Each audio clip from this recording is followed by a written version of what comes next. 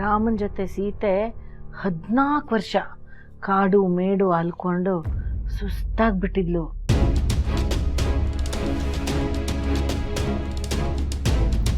ಏಜೆ ಅರಮನೆಯಲ್ಲಿ ರಾಜಯೋಗ ಇರುತ್ತೆ, ಮಹಾರಾಣಿಯಾಗಿ ಬದುಕ್ಬೋದು ಅನ್ನೋದನ್ನು ಹೇಳೋದು ಬಿಟ್ಟು ಈ ಮುದುಕಿ ಕಷ್ಟ ಕಾಲದಲ್ಲಿ ಭಾಗಿ ಆಗಬೇಕು, ಕಾಡು ಮೇಡು ಸುತ್ತಬೇಕು ಅಂತ ಹೇಳ್ತಿದ್ದಾರೆ. ಇವ್ರು ಯಾಕೋ ಸರ್ವ ಸಂಪತ್ತು ಸುಖ ಸಂತೋಷನೂ ತ್ಯಾಗ ಮಾಡೋಕೆ ನಿಂತಿದ್ದಾರೆ ಅನಿಸ್ತಿದೆ. ಈ ಕರ್ಮಕ್ಕೆ ಯಾಕೆ ನನ್ನ ಮಗಳು ಏಜನ ಮದುವೆ ಆಗಬೇಕಾಗಿತ್ತು? ಅಮ್ಮ, ಓ ಕೌಸಲ್ಯ ಬನ್ನಿ. ಹಾಂ ಬಂದೆ. ಅದ್ಯಾಕೆ ಅಲ್ಲೇ ನಿಂತ್ಬಿಟ್ಟಿದ್ರಿ? ಅದು ನೀವು ಹೇಳೋದನ್ನ ಕೇಳ್ತಾ ಕೇಳ್ತಾ ಹಾಗೇ ಮೈ ಮರ್ತುಬಿಟ್ಟಿದ್ದೆ. ಅದೇನು ಆದರ್ಶ, ಅದೇನು ವ್ಯಕ್ತಿತ್ವ, ಇದನ್ನೆಲ್ಲ ನಾವು ಜೀವನದಲ್ಲಿ ರೂಢಿಸ್ಕೊಂಡ್ಬಿಟ್ರೆ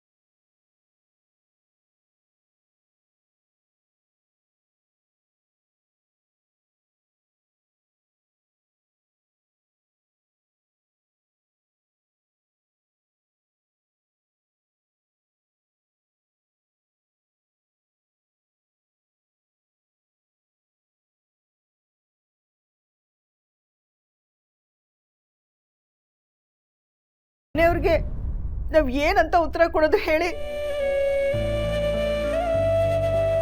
ಅಮ್ಮ, ಅದಕ್ಕೆ ನಾನು ಏನು ಹೇಳ್ತೀನಿ ಅಂದರೆ, ಈಗಲೇ ನೀವು ನಿಮ್ಮ ಸೊಸೆನ ನಿಮ್ಮ ಮನೆಗೆ ಕರ್ಕೊಂಡು ಹೋಗ್ಬಿಡಿ, ಲೀಲಾ ಇಲ್ಲೇ ಇರ್ತಾಳೆ ಅಂತ ಹೇಳಿ. ಇಲ್ಲ ಅಂದರೆ ಅವ್ರು ಬಂದು ಕರ್ಕೊಂಡು ಹೋಗೋವರೆಗೂ ಇಲ್ಲೇ ಊಟ ತಿಂಡಿ ಎಲ್ಲ ಮಾಡಿಕೊಂಡು ನೆಮ್ಮದಿಯಾಗಿರಿ. ಇಲ್ಲಮ್ಮ, ಈ ಒಂದು ವಿಷಯದಲ್ಲಿ ನನ್ನನ್ನು ಬಲವಂತ ಮಾಡಬೇಡಿ. ನನ್ನ ಮಗನ ಬಿಟ್ಟು ನಾನು ಯಾವತ್ತೂ ಊಟ ಮಾಡಲ್ಲ. ಮೋಡ ಇಲ್ಲದೆ ಮಳೆ, ಸೂಚನೆ ಇಲ್ಲದೆ ನಿಮ್ಮ ಮಗ ಹೇಗೆ ಬರ್ತಾರೆ ಹೇಳಿ? ನೀವು ನನ್ನ ಮಗನ ವಿಷಯದಲ್ಲಿ ಆ ಥರ ಎಲ್ಲ ಯೋಚನೆ ಮಾಡಬೇಡಿ. ಲೀಲಂಗೋಸ್ಕರ ಅಲ್ಲದೆ ಹೋದರೂ ನನಗೋಸ್ಕರ ಬಂದೇ ಬರ್ತಾನೆ, ಬಂದು ನಮ್ಮಿಬ್ಬರನ್ನು ಕರ್ಕೊಂಡು ಹೋಗ್ತಾನೆ. ಒಟ್ಟಿನಲ್ಲಿ ಅವ್ರು ಬರೋವರೆಗೂ ನೀವು ಊಟ ಮಾಡಲ್ಲ. ನಿಮ್ಮನ್ನು ನೋಡಿ ಇವಳನ್ನು ನೋಡಿ ನಾವು, ನನ್ನನ್ನು ನೋಡಿ ನನ್ನ ಮಗಳು, ನನ್ನ ಗಂಡ, ಯಾರೂ ಊಟ ಮಾಡಲ್ಲ. ಇಡೀ ಮನೆ ಉಪವಾಸನೆ. ಲೀಲಾ, ಅಜ್ಜಿ, ನಿಮ್ಮನ್ನ ಈ ಪರಿಸ್ಥಿತಿಯಲ್ಲಿ ನೋಡ್ತಾ ನಾನು ಹೇಗೆ ಊಟ ಮಾಡಲಿ? ಮನೆ ಹಾಳು ಮಾಡೋ ಆ ದೇವ್ ಪ್ಲಾನ್ ಜೊತೆಗೆ ಈ ಮುದುಕಿ ಸಪೋರ್ಟ್ ಇದೆ ಅಂದಮೇಲೆ ಖಂಡಿತ ಲೀಲಾ ಆದಷ್ಟು ಬೇಗ ಆ ಮನೆ ಸೇರ್ತಾಳೆ. ಆ ಮನೆ ಸಂಪತ್ತು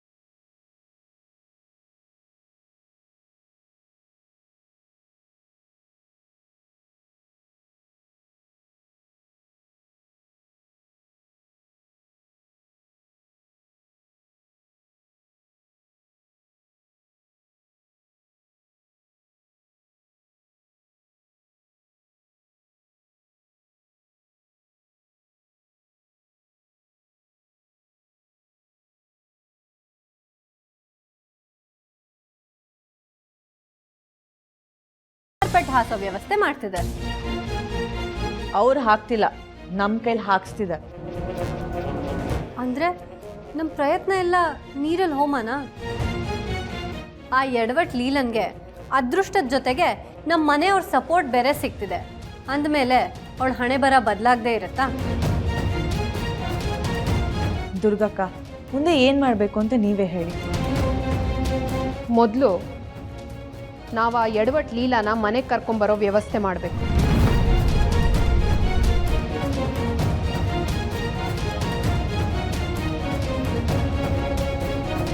ಮತ್ತೆ ನಾವಿಷ್ಟೆಲ್ಲ ಯಾಕೆ ಹೋರಾಟ ಮಾಡಬೇಕಾಗಿತ್ತು? ಅಂದರೆ ನಮ್ಮನ್ನು ಮನೆಯಿಂದ ಹೊರಗೆ ಹಾಕ್ತಾರೆ ಅನ್ನೋ ಭಯಕ್ಕ. ಮತ್ತೆ ಆ ಲೀಲಾ ಮನೆಗೆ ಎಂಟ್ರಿ ಆಗೋ ಟೈಮ್ನಲ್ಲಿ ನಾವು ಹೊರಗೆ ಹೋಗ್ತೀವಿ ಅಂತೆಲ್ಲ ಹೇಳಿದ್ದು? ಮಾತಾಡಿದ್ವಿ ಅಷ್ಟೇ ತಾನೇ, ಹೋದ್ವಾ ಇಲ್ವಲ್ಲ? ಅಲ್ಲ ಅಕ್ಕ, ಮತ್ತೆ ಅವಳನ್ನ ಕಳಿಸೋ ಅವಶ್ಯಕತೆ ಆದರೂ ಏನಿತ್ತು?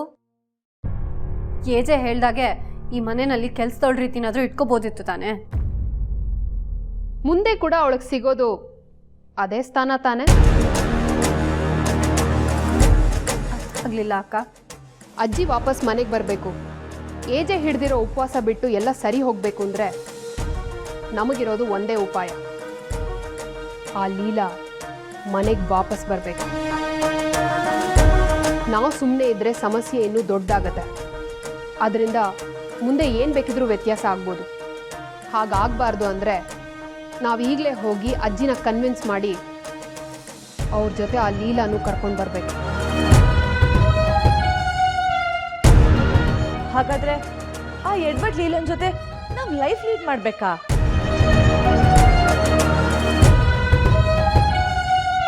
ಅವಳನ್ನ ಇಲ್ಲಿಗೆ ಕರ್ಕೊಂಬರೋಣ ಅಂತ ಹೇಳಿದೆ. ಇರೋದ್ರ ಬಗ್ಗೆ ಯಾರು ಮಾತಾಡಿದ್ರು? ನಾವು ಓಡಿಸಿರೋದಕ್ಕೆ ಇಷ್ಟೆಲ್ಲ ಪ್ರಾಬ್ಲಮ್ ಆಗ್ತಿರೋದು. ಒಂದು ವೇಳೆ ಬಂದ ಲೀಲಾ ಅವಳೇ ಓಡ್ ಹೋಗಿದ್ದಿದ್ರೆ? ಮೆಹಂದಿ ಶಾಸ್ತ್ರದಲ್ಲಿ ಆದ ಗತಿನೇ ಆಗ್ತಿತ್ತು. ಹಾಗಾದ್ರೆ ಅವಳು ಇಲ್ಲಿರೋಷ್ಟು ದಿನಾನು ಬೆಕ್ಕು ಇಲಿನ ಆಟ ಆಡಿಸ್ದಾಗ ಆಟ ಆಡಿಸಿ ನಾವು ಮಜಾ ತಗೋಬೇಕು. ಅದಕ್ಕೆ ಮೊದಲು ಆ ಲೀಲಾ ಈ ಮನೆಗೆ ವಾಪಸ್ ಬರಬೇಕು. ಅದು ನಮಗೆ ಅತ್ತೆ ಆಗೋ ಏಜೆ ಹೆಂಡತಿ ಆಗೋ ಅಲ್ಲ,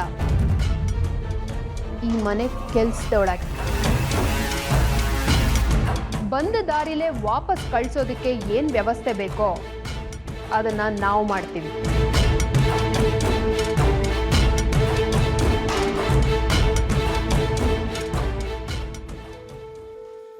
ಹೆಣ್ಣು ಅಂದಮೇಲೆ ಕಳಂಕ ಅನ್ನೋದು ಬಂದೇ ಬರುತ್ತೆ. ಅದಕ್ಕೆ ಕುಗ್ಗಿದ್ರೆ ಆಗುತ್ತಾ? ಸಹನೆಯಿಂದ ಗೆಲ್ತಾ ಹೋಗಬೇಕು.